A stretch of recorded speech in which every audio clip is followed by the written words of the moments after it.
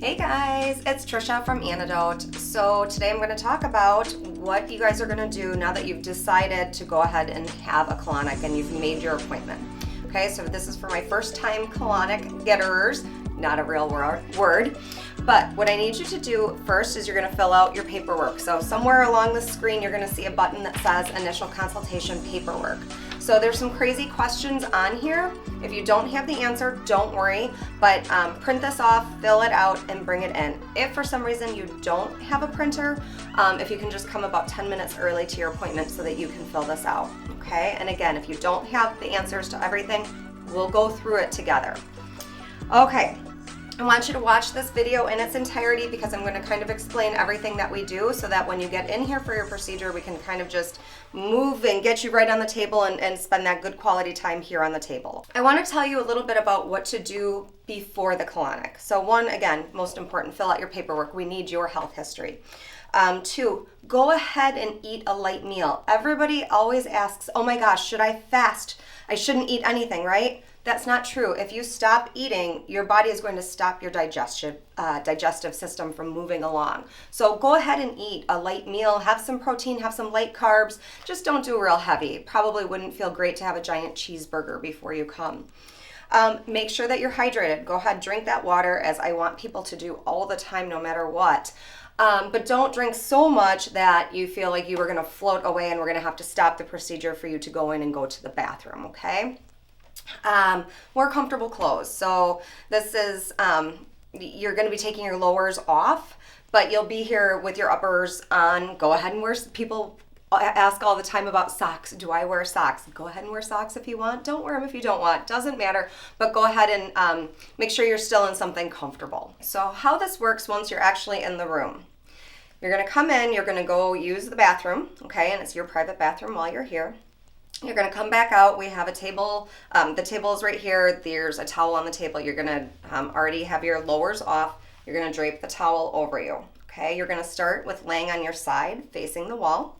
We're going to put the scope in you. Again, the scope is only about this big. We're going to go through about 5 tanks of water.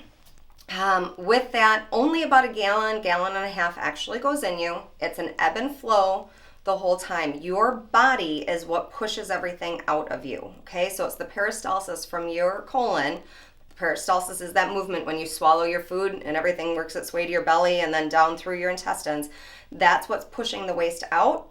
So we cannot suck it out of you. Your body is what has to push it out, okay? So you're going to be laying on your back. We're going to massage your belly to help that, get out that fermented carbs, putrefied waste. You're going to go back onto your side. We're going to drain you a little bit more. And then we'll take the scope out and then you get to head into the bathroom and expel the rest of everything else.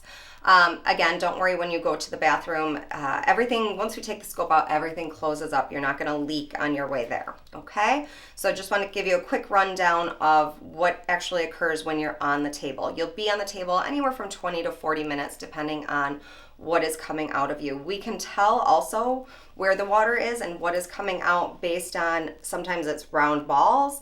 That tends to be a little bit further down the line. Sometimes it's a nice long tube. That tends to be your transverse colon that runs across your abdomen.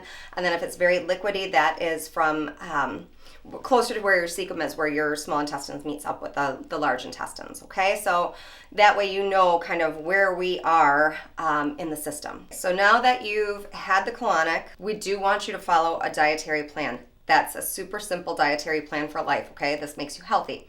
We want you to have good fiber, between 25 and 35 grams of fiber a day. I prefer that not to come from gluten, though. I prefer it to come from more like ancient grains.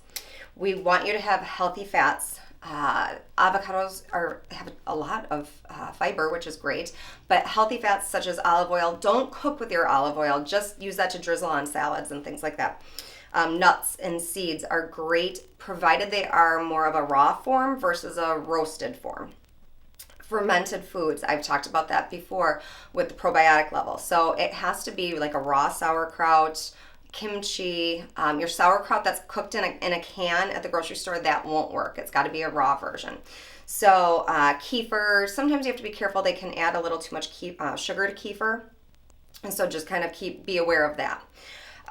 Again, minimal gluten, minimal dairy, minimal sugar. So that sounds so boring, I know, but those are all really inflammatory foods. So when you think about inflammation, that goes through the whole body. That's your heart vessels get inflamed from eating those things.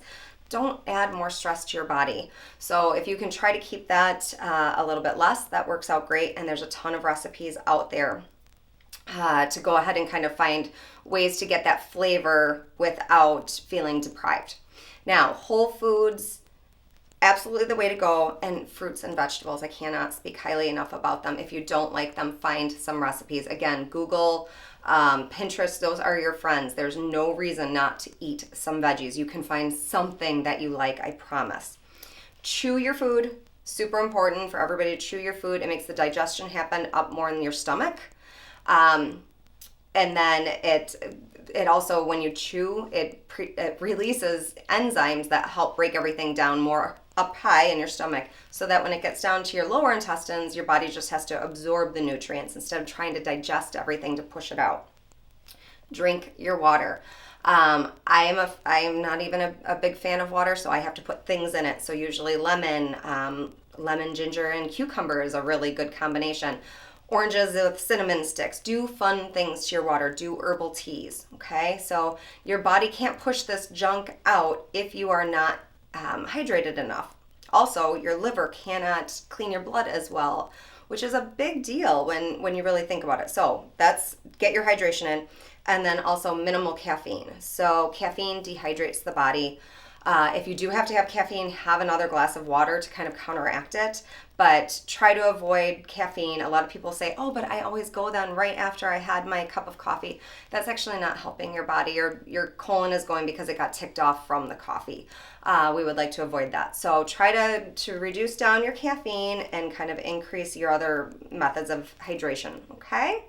So stick with those, and honestly for life, that's a really easy way to go about a really healthy lifestyle.